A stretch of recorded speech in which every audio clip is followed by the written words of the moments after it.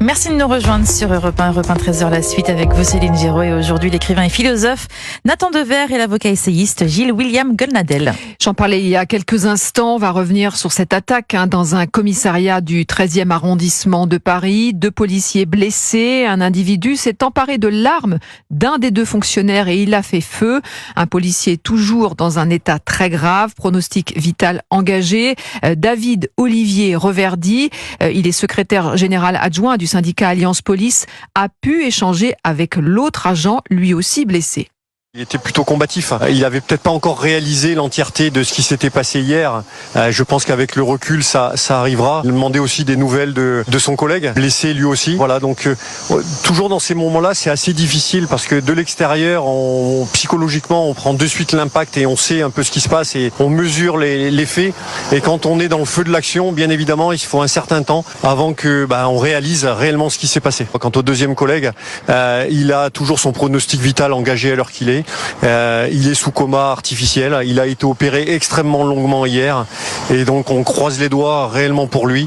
David Olivier Reverdy, secrétaire national adjoint du syndicat Alliance Police, qui, on vient de l'entendre, voilà, évidemment encore sous l'émotion, c'est un choc pour toute une profession. La question qu'on peut se poser, William Goldnadel, c'est s'il y a eu un dysfonctionnement, parce que comment un prévenu peut-il s'emparer de l'arme d'un agent de police ? Forcément, il s'est passé quelque chose qui n'aurait pas dû se passer.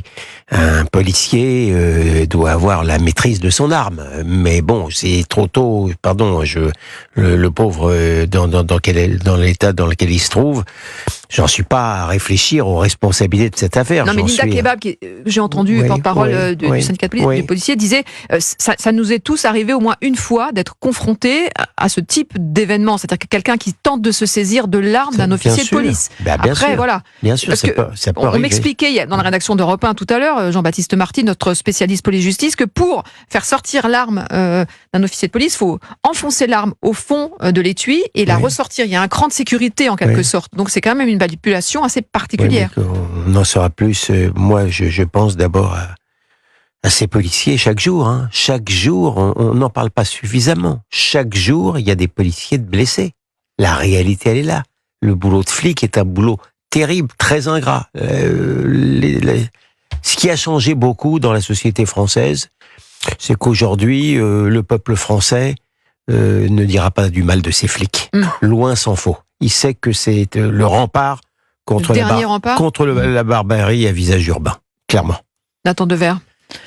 Oui, en effet, il faut se rendre. Enfin, je pense que tout le monde s'en rend compte et que c'est même une banalité de le relever, mais que le métier de policier est un métier où le pire peut arriver au sein du quotidien, absolument n'importe quand. Là, dans cette histoire, il y avait un monsieur qui avait agressé une femme au cutter.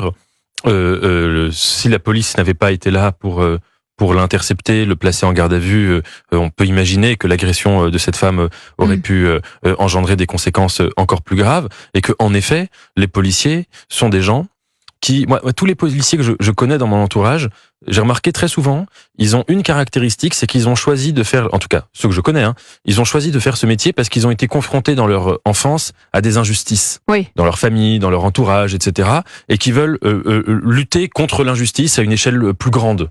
Et en effet, ils le font, et ils le font avec un courage important de savoir que ils peuvent avoir des menaces, dans des situations potentiellement mortelles, absolument n'importe quand.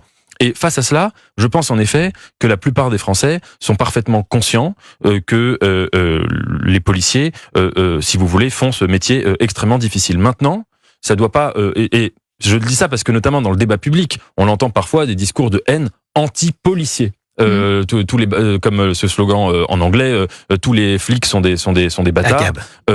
ACAB. Voilà. En revanche, ça ne doit pas empêcher d'avoir une réflexion républicaine sur le fonctionnement de l'institution policière, au même titre qu'on doit avoir une réflexion critique sur le fonctionnement de l'institution médicale, éducative, etc., etc.